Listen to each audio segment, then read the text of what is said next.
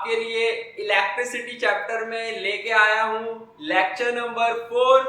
And ये जो lecture है वो काफी ज्यादा इंटरेस्टिंग है, काफी ज्यादा मजेदार है, क्योंकि इस लेक्चर में हम पढ़ेंगे ओम्स लॉ के बारे में। तो आई होप आपने इससे पहले वाला लेक्चर देखा होगा जिसमें हमने पढ़ा था electric potential and potential difference, right. वो भी काफी इंटरेस्टिंग था।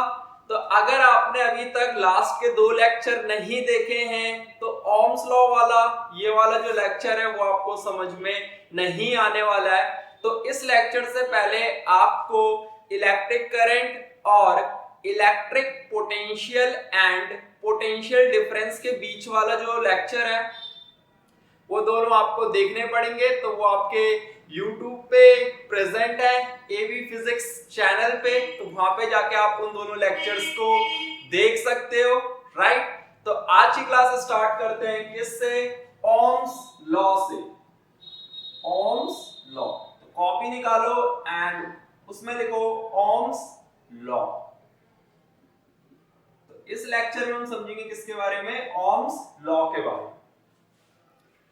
अब जो ओम है एक साइंटिस्ट का नाम है एंड उसने एक स्टेटमेंट दी थी इस चैप्टर में। उस स्टेटमेंट को हम पढ़ेंगे ओम्स लॉ में।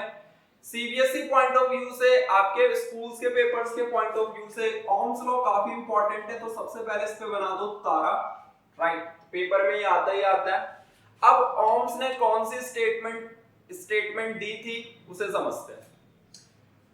तो पहले नॉर्मल लैंग्वेज में सिखाता हूं मैं आपको। जैसे मान लो आपके पास 2 बैटरी है, आपके पास 2 बैटरी है। तो बैटरी का ये सिंबल है आपका, राइट। इस बैटरी की वोल्टेज है 5 वोल्ट और एक आपके पास बैटरी है ये, एंड इस बैटरी का वोल्टेज है मान लो 100 वोल्ट। तो आपसे मेरा क्वेश्चन है कि इन दोनों बैटरी में से ज्यादा करंट कौन प्रोड्यूस करेगा? तो आप क्लियरली बोलोगे भैया जिस बैटरी का वोल्टेज ज्यादा है वो बैटरी ज्यादा करंट को क्या करेगी? प्रोड्यूस करेगी। इट मींस 100 वोल्ट की बैटरी से जो करंट निकलेगा वो ज्यादा निकलेगा और 5 वोल्ट की बैटरी से जो करंट निकलेगा वो क्या निकलेगा? कम निकलेगा। ये समझ में आया? बचपन से आपने देखा भी है और वैसे फील लेने के लिए ये कर भी सकते हो। जैसे आप 15 रुपए की बैटरी खरीदोगे तो उसे अगर आप जीप पे लगाते हो तो थोड़ा बहुत आपको इलेक्ट्रिक करंट लगता है, थोड़ा बहुत आपको शॉक लगेगा। लेकिन इन्वर्टर की जो बैटरी है उस पे अगर अपनी आप जीप लगाओगे तो आपको जो इलेक्ट्रिक शॉक लगेगा वो ज्यादा लगेगा। तो समझाना क्या चाह रहा हूं मैं आपको? समझाना ये चाह रहा हूं कि बैटरी का वोल्टेज जितना ज्यादा होगा उससे उतनी ही ज्यादा क्या निकलेगी? करंट निकलेगी। और अगर बैटरी का वोल्टेज कम है तो उससे जो करंट निकलेगी वो क्या निकलेगी? कम निकलेगी। आप कह रहे हो भैया ये तो बहुत आसान सी चीज है, ये तो हमें पता है और बचपन से ये चीज हम देखते हुए भी आ रहे हैं। तो ओम्स ने जो अपने लॉ में जो अपने स्टेटमेंट में या फिर अपने लॉ में जो बात बोली वो भी तो यही बोली है। अब देखो ओम्स लॉ ने क्या बोला। ओम्स लॉ ने अपने स्टेटमेंट में बोला जो वोल्टेज है किसी कंडक्टर के अक्रॉस वो डायरेक्टली प्रोपोर्शनल होता है किसके? आई के। जो मैंने आपको एग्जांपल से समझाया उसी चीज को ओम्स ने अपने लॉ में बताया। क्या? वोल्टेज किसके डायरेक्टली प्रोपोर्शनल है? आई के। इसका मतलब क्या है? इसका मतलब है वोल्टेज की वैल्यू को अगर आप बढ़ाओगे तो करंट की जो वैल्यू है वो भी क्या होगी? इंक्रीज होगी। तो ओम्स ने भी अपने स्टेटमेंट में एक बहुत सिंपल सी बात बोली कि जो वोल्टेज होता है वो क्या होता है? डायरेक्टली प्रोपोर्शनल होता है किसके? करंट के। अगर आप वोल्टेज की वैल्यू को बढ़ाते हो तो करंट की वैल्यू भी बढ़ेगी, राइट। जो मैंने एग्जांपल में समझाया कि अगर छोटी बैटरी है तो उससे करंट कम निकलेगा और अगर एक बड़ी बैटरी है तो उससे ज्यादा करंट निकलेगा, राइट। अब देखो लेकिन पेपर में लिखना कैसा है? तो पेपर में एक परफेक्ट स्टेटमेंट लिखनी होती है। तो वो परफेक्ट स्टेटमेंट मैं आपको लिखवा रहा हूं, तो आप भी कॉपी में लिखो। तो ओम्स लॉ काफी इजी सा था। तो इसकी परफेक्ट स्टेटमेंट लिखो। Eight constant temperature the potential difference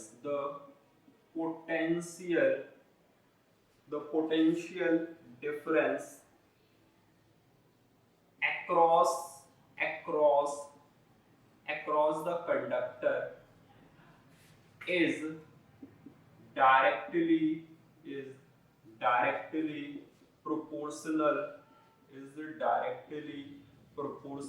to the current. ohms law की जो स्टेटमेंट थी वो ये है आपकी, तो पेपर में अगर आता है स्ट्रेट ohms लॉ तो आपको ये पूरी स्टेटमेंट लिखनी होगी। और ये स्टेटमेंट क्या कह रही है, जो मैंने अभी इससे पहले बताया वही सेम डिट्टो चीज कह रही है। पढ़ लो, at constant temperature the potential difference across the conductor is directly proportional to the current. क्या कहने का मतलब है कि जो पोटेंशियल डिफरेंस होता है, जो वोल्टेज होता है, वो किसके डायरेक्टली प्रोपोर्शनल होता है, करंट के। मतलब वोल्टेज की वैल्यू को अगर आप बढ़ाओगे तो करंट की जो वैल्यू है वो भी क्या होगी, इंक्रीज होगी, राइट। ओके, तो ये परफेक्ट स्टेटमेंट हो गई। और यहाँ पे देखो, इस परफेक्ट स्टेटमेंट को मैथमेटिकल फॉर्म में ऐसे लिखते हैं, वोल्टेज डायरेक्टली प्रोपोर्शनल है किसके, आई के। ये जो पूरी हमने लाइन लिखी है इसे आप इस तरीके से मैथमेटिकल फॉर्म में लिख सकते हो। ये जो साइन होता है ये प्रोपोर्शनल का साइन है, और अगर दो क्वांटिटी सामने सामने लिखी है तो इसी साइन को हम क्या देते हैं, डायरेक्टली प्रोपोर्शनल। डायरेक्टली प्रोपोर्शनल का मतलब क्या होता है, अगर आप वोल्टेज की वैल्यू को बढ़ाओगे तो करंट की जो वैल्यू है वो ऑटोमेटिकली क्या करेगी, इंक्रीज करेगी। ये मतलब होता है किसके, डायरेक्टली प्रोपोर्शनल का। डायरेक्टली प्रोपोर्शनल का मतलब क्या है, अगर आप वोल्टेज को बढ़ाओगे तो जो करंट की वैल्यू है वो भी क्या करेगी, इंक्रीज करेगी, राइट। ओके, आप कह रहे हो भैया वो सब हमें पता चल गया कि पोटेंशियल डिफरेंस डायरेक्टली प्रोपोर्शनल होता है करंट के, मैथमेटिकल फॉर्म में ऐसे लिखते हैं, डायरेक्टली प्रोपोर्शनल साइन भी पता चल गया। अब भैया आप ये बताओ हमें कि इस डेफिनेशन में जो कांस्टेंट एट कांस्टेंट टेम्परेचर लिखा है ये क्यों लिखा गया, इसकी जरूरत क्यों है।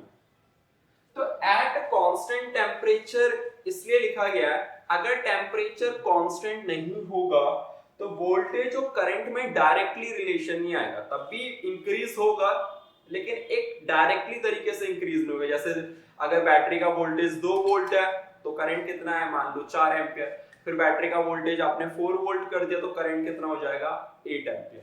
तो एट कांस्टेंट टेम्परेचर इसलिए लिखा जाता है ताकि वोल्टेज और करंट में अच्छी तरीके से डायरेक्टली रिलेशन हो। और एक और चीज, जब आप हायर क्लास में जाओगे, मतलब 12th क्लास में, तब आप पढ़ोगे कि जो रेजिस्टेंस होता है, मतलब इसी को थोड़ा और डिटेल में हम पढ़ेंगे, जो रेजिस्टेंस होता है वो किस पे डिपेंड करता है, टेम्परेचर पे डिपेंड करता है। तो टेम्परेचर अगर वेरी होगा तो रेजिस्टेंस चेंज होगा, रेजिस्टेंस चेंज होगा तो सिंपल सी बात है करंट चेंज होगा। तो आप डायरेक्टली रिलेशन फिर नहीं देख पाओगे। तो टोटल लगा ये कह सकते हो कि 12th क्लास में एट कांस्टेंट टेम्परेचर का आपको बहुत ज्यादा अच्छा फील आने वाला है। अभी के लिए ये याद रख लो, अगर आप ये चीज नहीं लिखते, ये कंडीशन नहीं लिखते, तो वोल्टेज और करंट में डायरेक्टली रिलेशन आपको नहीं मिल पाएगा। ठीक है, यहां तक हो गई चीज है। अब देखो, डायरेक्टली प्रोपोर्शनल का साइन उठाते हैं तो 9th क्लास से आपको पता है कौन सा साइन आता है, इक्वल टू का साइन आता है, और साथ में आता है कांस्टेंट। तो यहाँ पे कांस्टेंट को हम डिनोट करते हैं R से, ये है I, और R यहाँ पे किसको रिप्रेजेंट कर रहा है, रेजिस्टेंस को। R यहाँ पे किसको रिप्रेजेंट कर रहा है, रेजिस्टेंस को। I नीचे आएगा तो V अपॉन में I किसके इक्वल हो गया, R के इक्वल हो गया। I नीचे आ गया तो V अपॉन में I किसके इक्वल हो गया, R के। तो यहाँ पे एक फॉर्मूला बन गया जिसमें 3 चीजें आ रही हैं, जो मैं यहाँ पे लिख देता हूँ। R equal to V upon में I। R यहाँ पे क्या है, रेजिस्टेंस। V यहाँ पे क्या है, वोल्टेज या पोटेंशियल डिफरेंस कह सकते हो। I यहाँ पे क्या है, करंट। राइट, ये फॉर्मूला याद रखना है आपको। ये फॉर्मूला यूज होगा आपके न्यूमेरिकल्स में। रेजिस्टेंस क्या होता है उसे हम कवर करेंगे नेक्स्ट लेक्चर में। अभी तक के लिए पेपर पॉइंट ऑफ व्यू से क्या याद रखना है, ओम्स लॉ की। तो आई होप ओम्स लॉ की आपको स्टेटमेंट याद रहेगा, एंड ओम्स लॉ से ये जो फॉर्मूला है वो भी आपको क्या रहने वाला है, याद रहने वाला है। अब देखो, अब ओम्स लॉ का कभी कभी पेपर में ग्राफ बनाने के लिए आ जाता है, राइट? तो ग्राफ पहले बनाना सीखते हैं ओम्स लॉ के ऊपर। तो जो ग्राफ होता है जो ओम्स लॉ के ऊपर बेस्ड है वो है ग्राफ V वर्सेस I का। V यहाँ पे क्या है? वोल्टेज है, और I यहाँ पे क्या है? करंट है, ठीक है? तो हमें ग्राफ बनाना है V वर्सेस किसके? I के बीच में। ये यहाँ पे हम V लिख देंगे, यहाँ पे हम I लिख देंगे, और रिलेशन क्या था V वर्सेस I के बीच में? V वर्सेस I के बीच में रिलेशन था डायरेक्टली प्रोपोर्शनल का। डायरेक्टली प्रोपोर्शनल का मतलब पता ही है आप सबको, V की वैल्यू को बढ़ाओगे तो करंट की जो वैल्यू है वो ऑटोमेटिकली क्या करेगी? बढ़ेगी, राइट? और अगर इसे ग्राफिकल फॉर्म में मुझे रिप्रेजेंट करना है तो ऐसे रिप्रेजेंट कर सकता हूं मैं, इस तरीके से। तो ये जो स्ट्रेट लाइन, अगर इस तरीके से स्ट्रेट लाइन अगर आप ड्रॉ कर रहे हो, उसका मतलब क्या होता है फिजिक्स में? उसका मतलब होता है कि वोल्टेज की वैल्यू को बढ़ा रहे हो तो करंट की वैल्यू भी क्या कर रही है? बढ़ रही है, राइट? तो अगर पेपर में आता है कि ओम्स लॉ के बेसिस पे आपको ग्राफ बनाना है V वोल्टेज वर्सेस I के बीच में, तो क्या करना है आपको? वोल्टेज को y एक्सिस पे डिनोट कर दो और करंट को x एक्सिस पे डिनोट कर दो, और इनके बीच में जो ग्राफ बनेगा वो कैसे बनने वाला है? बिल्कुल स्ट्रेट लाइन, राइट? ओके। कभी कभी क्या होता है, ऐसा कोई बच्चा या किसी बुक में आप ऐसा भी ग्राफ देख सकते हो, जैसे उसने क्या करा ग्राफ में, I को y एक्सिस पे लिख दिया और वोल्टेज को x एक्सिस पे लिख दिया, और स्ट्रेट लाइन ऐसे, राइट? ये भी ओम्स लॉ का ही ग्राफ है, ये भी ओम्स लॉ का ही ग्राफ है, राइट? तो दोनों ही ग्राफ आपके क्या है? सही है, लेकिन दोनों में छोटा सा डिफरेंस है। ये वाला जो ग्राफ है, ये वाला जो ग्राफ है, ये आपको वैल्यू देगा किसकी? ये आपको वैल्यू देगा रेजिस्टेंस की। और ये वाला जो ग्राफ है, ये इस ग्राफ से जो आपको वैल्यू मिलेगी वो किसकी मिलेगी? 1 में R। मतलब अगर कहीं पे V वर्सेस I का ग्राफ बना है, V आपका y एक्सिस पे, तो उस ग्राफ से अगर रेजिस्टेंस की वैल्यू निकालने के लिए बोली जाएगी तो डायरेक्टली आप निकाल दोगे। कैसे निकालोगे वो सिखाऊंगा मैं आपको भी। लेकिन अगर I वर्सेस V का ग्राफ है और उससे अगर रेजिस्टेंस की वैल्यू निकालने के लिए बोली जाएगी तो वो वैल्यू आपको रेजिस्टेंस की नहीं मिलेगी, वो किसकी वैल्यू मिलेगी? 1 में R की, राइट? तो ये था ग्राफ। आई होप आपको ग्राफ क्लियर होगा। अब करते हैं ओम्स लॉ पे क्वेश्चंस। तो हम कर रहे हैं यहाँ पे ग्राफ वाले न्यूमेरिकल्स। तो क्वेश्चन नंबर फर्स्ट नोट करो, जिसमें आपको V और I की जो वैल्यूज है वो दे रखी है। एंड क्वेश्चन में क्या बोला गया है? क्वेश्चन में बोला गया है आपसे plot a graph between V versus I। आपको ग्राफ को प्लॉट करना है किसके बीच में? वोल्टेज और करंट के बीच में। और दूसरी चीज इस ग्राफ में बोली गई है फाइंड रेजिस्टेंस। R की वैल्यू भी आपको क्या करनी है? फाइंड करनी है, राइट? अब देखो, इसे मिटा रहा हूं। अब इस क्वेश्चन को कैसे करना है? इस टाइप के अगर क्वेश्चन आ रहे हैं पेपर में, तो सबसे पहले क्या करो? सबसे पहले ग्राफ बनाओ। तो V को आप लिख दो यहाँ पे, और वोल्टेज की यूनिट होती है वोल्ट, ये यहाँ पे लिख दिया। और यहाँ पे I की यूनिट लिख दो एम्पियर, ठीक है? अब देखो, ये जो वैल्यूज है ये प्लॉट करो। जैसा ये मान लो 2, ये मान लो 3, ये मान लो 4, ये मान लो 5, और यहाँ पे भी 4, ये मान लो 6, ये मान लो 8, ये 10। इन सारे पॉइंट्स को अगर आप ज्वाइन कर रहे हो तो आपको मिलने वाली है बिल्कुल एक स्ट्रेट लाइन ऐसे। तो जनरली जो ओम्स लॉ का ग्राफ बनेगा वो 100% अगर V वर्सेस I के बीच में बना रहे हो तो बिल्कुल स्ट्रेट लाइन मिलेगी। तो पेपर में जस्ट वैल्यूज को लिख देना है ऐसे करके। और 2 और 4 जैसे मान लो यहाँ पे आ रहा है, 3 और 6 मान लो यहाँ पे आ रहा है, 4 और 8 मान लो यहाँ, और 10 और 5। तो बिल्कुल आपको क्या मिलने वाला है? एक स्ट्रेट लाइन ग्राफ मिलने वाला है, बिल्कुल इस तरीके से। दूसरी चीज इस क्वेश्चन में क्या बोला था आपसे, रेजिस्टेंस की वैल्यू क्या करनी है, फाइंड करनी है। तो रेजिस्टेंस की वैल्यू निकाल सकते हो फॉर्मूले से। आर का फॉर्मूला होता है V अपॉन में I। अब देखो जैसे मान लो ये वाली वोल्टेज की वैल्यू ले लो, तो यहाँ पे रख दोगे 2, करंट की जगह रख दोगे 4, 1/2 ओम। तो रेजिस्टेंस क्या आ जाएगा, 1/2 ओम। ठीक है, जैसे किसी बच्चे ने ये वाली वैल्यू ली तो देखते हैं क्या आता आंसर, 1/2 ओम। मतलब आप इस टेबल में कोई भी वैल्यू ले लो, रेजिस्टेंस जो आएगा वो क्या आएगा, फिक्स आएगा। इसलिए रेजिस्टेंस को बोला जाता है कैसी क्वांटिटी, कांस्टेंट क्वांटिटी, राइट। तो लेकिन ऐसा नहीं है कि जैसे मान लो किसी बच्चे ने ये वोल्टेज लिया 2 और करंट वो ये ले रहा है 6, ऐसा नहीं चलेगा।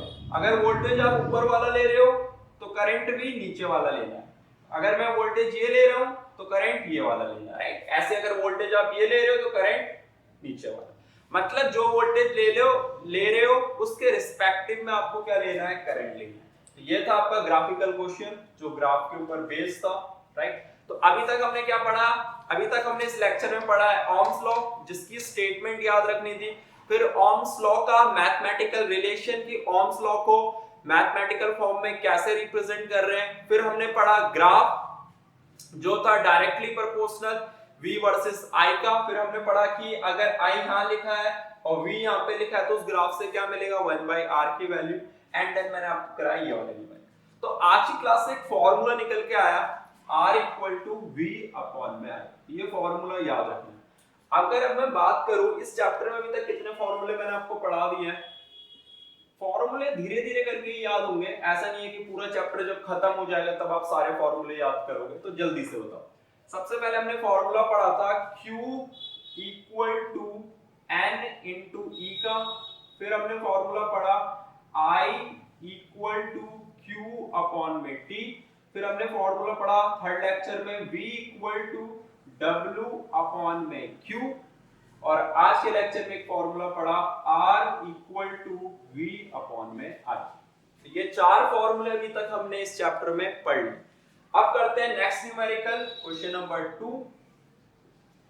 ये फॉर्मूले आपको याद रखने हैं, लेकिन फॉर्मूले आप रट के याद मत रखो। मतलब एक दिन आप बैठ रहे हो याद कर रहे हो, जितने ज्यादा न्यूमेरिकल्स करोगे अपने आप ये फॉर्मूले याद होंगे। तो क्वेश्चन नंबर 2 है,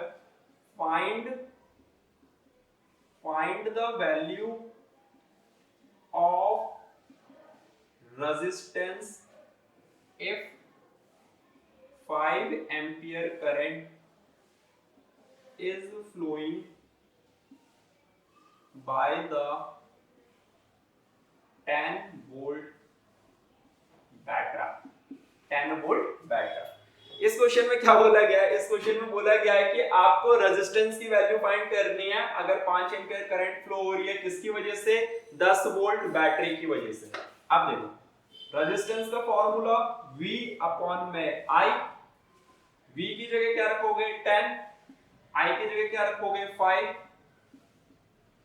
और फिजिक्स में जब भी आप न्यूमेरिकल्स कर रहे हो तो यूनिट याद रखनी है, रेजिस्टेंस की यूनिट ओम होती है। इसके बाद वाला जो लेक्चर है उसमें हम डिटेल में पढ़ने वाले हैं कि रेजिस्टेंस क्या होता है, रेजिस्टेंस की यूनिट ओम किस तरीके से आई है, राइट। तो आज के लेक्चर के लिए ये फॉर्मूला कैसे यूज करना है वो सिखा रहा हूं, जिससे आपको ये फॉर्मूला याद हो जाए।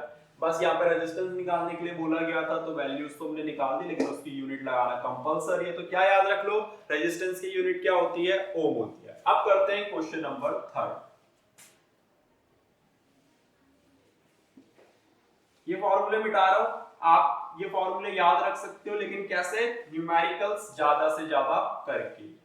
अब देखो फाइंड द वैल्यू ऑफ, इसमें बोल देता हूं मैं आपको, करंट निकालना है इसमें। Find the value of current if, जल्दी से पहले ये क्वेश्चन लिखो राइट कॉपी में, और फिर इसे खुद करने की ट्राई करो, राइट। कि मतलब पहले क्वेश्चन पढ़ो अच्छे से, फिर उसमें देखो क्या क्या चीजें आपको दे रखी है। और ये जो चारों फॉर्मूले मैंने लिखे थे इनमें से ही कोई ना कोई फॉर्मूला आपका यूज होगा, राइट। अब देखो जैसे मान लो ये क्वेश्चन नंबर 3 है, इसमें क्या बोला गया है, करंट निकालने के लिए बोला गया। क्या क्या गिवन है आपके पास, R गिवन है 5 ओम, वोल्टेज गिवन है आपके पास 20 वोल्ट, और क्या निकालना है आपको, I की वैल्यू निकालनी है, ठीक है।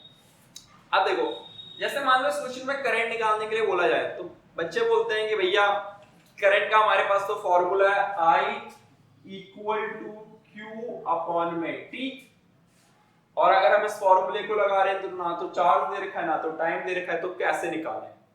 तो बात सिंपल सी है, मतलब ठीक है, फिजिक्स में एक दिक्कत ये वाली चीज है कि एक ही क्वांटिटी के काफी सारे फॉर्मूले हैं, तो पेपर में फॉर्मूले याद रखना इंपॉर्टेंट नहीं है, पेपर में उन फॉर्मूले को कैसे लगाते हैं, कैसे अप्लाई करते हैं, ये भी इंपॉर्टेंट है।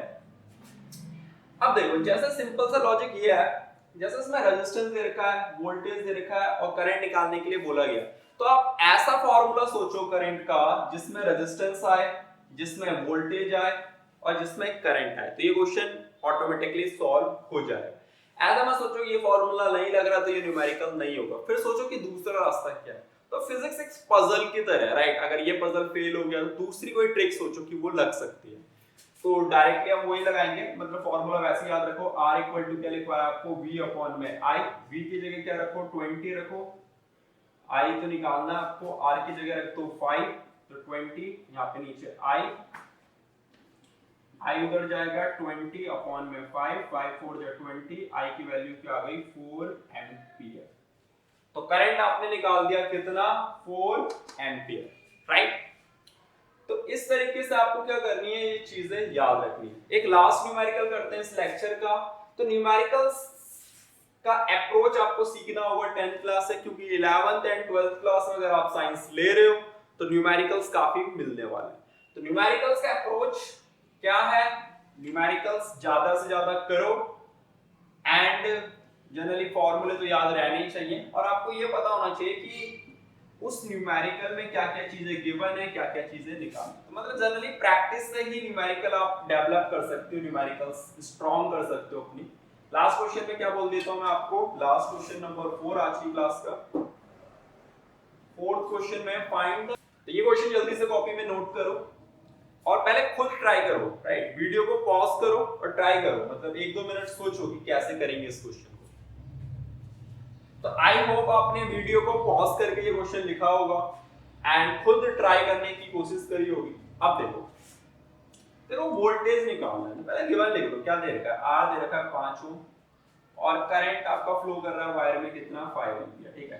तो रेजिस्टेंस आपको दे रखा है और करंट आपको दे रखा है, ठीक है? और क्या पूछा गया है, आपसे पूछा गया है वोल्टेज की कितनी वैल्यू होगी।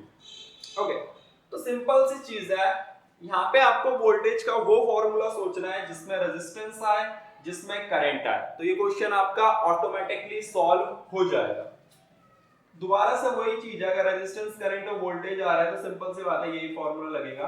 R की वैल्यू पुट कर दो 5, वोल्टेज निकालना है, I की जगह 5 पुट कर दो, 5 5 जा 25, और वोल्टेज की यूनिट क्या होती है, वोल्ट, तो V की वैल्यू आ गई आपकी कितनी, 25 वोल्ट, राइट? तो आई होप ये लेक्चर आपको अच्छा लगा होगा। ये लेक्चर काफी छोटा सा था एंड इस लेक्चर में जस्ट हमारा मोटिव था ओम्स लॉ को सीखना, ओम्स लॉ के ग्राफ कैसे ड्रॉ करते हैं, और ओम्स लॉ से जो फॉर्मूला है वो हमें याद रखना है।